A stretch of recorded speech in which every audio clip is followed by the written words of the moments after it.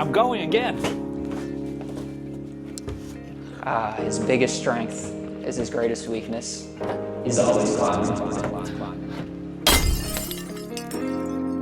In the world of climbing, there is something to be known for: strength. If you're strong, especially when you're first starting off, come here, come closer. You're gonna be climbing on jugs. Jugs are typically just really good holds that are basically the equivalent of pull-up bars. Therefore, if you're a new climber and your pull-up prowess isn't up to par, then by simply increasing your pulling power, let's say from 0 to 15, you will notice it directly translates over to the wall. And by simply becoming physically stronger in an activity that does require somewhat of physicality, and to get stronger off of the wall via pull-ups, you will become a much better climber. In this video, I'm gonna walk you over the ways to help increase your pull-up numbers without necessarily making it like a whole in-your-face type of ordeal. So, to get started, we're gonna use something known as rings.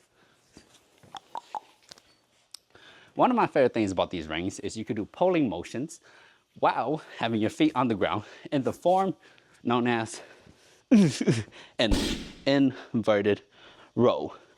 Now, of course, if you don't have access to rings, we can totally skip that part and go straight to the pull-up bar and look at how to do it from that way. But let's just assume you have access to some form of a TRX or rings. So let's go over the form real quick, partner. First things first, we're gonna walk it back. As we walk it back, the rope creates tension and it's tight. Once it's tight, we can then walk it down low to whatever our difficulty level is. The lower you go, the harder it becomes. The higher you are, the easier it becomes. So you're gonna find your preferable starting level. And when we start the motion, it's very important, come take a little bit of a closer look. It's very important that we're not pulling with the arms like that. If you notice, my shoulders are directly in front of my body and there's no movement. We want to start the motion, shoulders back, drive the elbows back. Let me show you what it looks like if I don't activate my back. Without activating my back and using just my arms, I'm looking like that. You see how my shoulders stay stationary. But when I activate the scaps, and then I pull my shoulders first, and then I go. In one smooth motion, it looks like so. And by simply doing inverted rows over time, that will help translate to your ability to do pull-ups. But of course, since inverted rows is a horizontal pulling action and pull-ups is a vertical pulling action, the translation will not be one for one, but that's totally okay. In order to introduce this to your climbing workout or climbing day, I recommend you simply do anywhere between 3 to 5 sets of 10 reps on these bad boys. So that could look anything like this. Let's say you hop into the gym, you're nice and warmed up because you warmed up like a good human being, and then you enter your inverted rows. Let's say this is your level. You do 10. 1, 2, 3, 4, 5, 6, 7, 8, 9, 10. Excellent. You go then go ahead and rest for anywhere between 2 to 3 minutes, and then you go and repeat this, for 3 to 5 sets. If you're starting off, just go ahead and do this for 3 sets. And if you want to go a little bit more harder, go for 5 sets. Of course, you don't simply need to stick to these. We can go into how to go about it using just the pull-up bar. Now that we have a pull-up bar, I'm gonna assume that you could do at least 0 pull-ups. So if you can't do a single pull-up, using, stool, chair, whatever, you're gonna go up. And then you're gonna hold the pull-up in an isometric position. Isometric simply means not moving. So you're gonna hold it. You're not moving. No, you can't take me. Some people will say that you should focus on negatives. A negative is simply the lowering portion of the pull-up. For example, negative, lowering portion of the pull-up.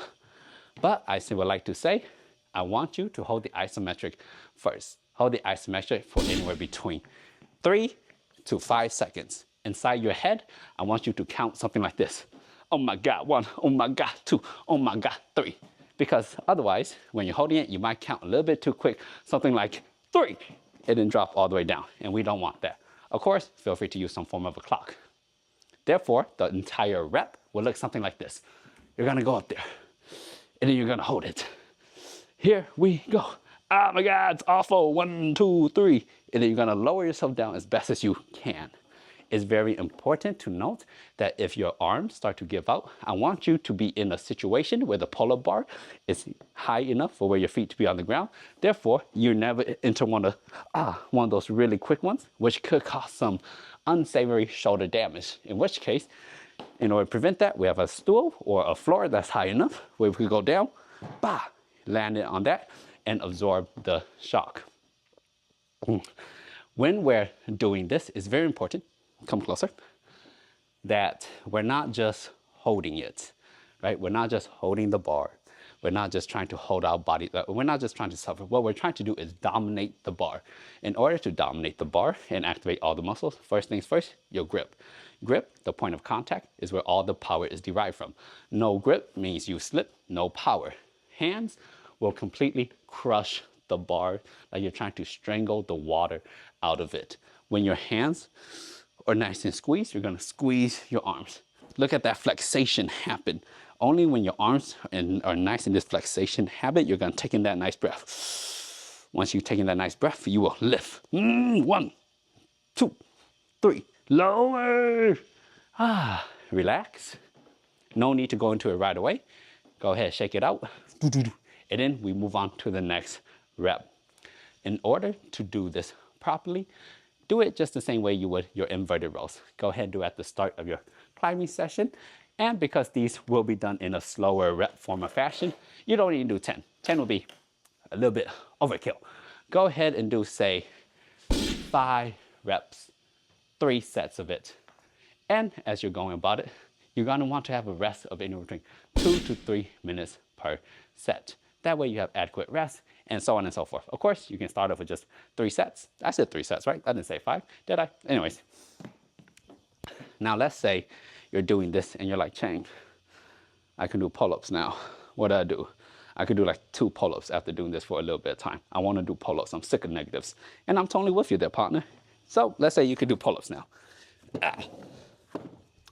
It's actually really simple. If your max pull-up is 3, it doesn't really matter your max amount of pull-ups. We're gonna select a number. That number, this arbitrary number that I'm gonna give you, is going to be 20.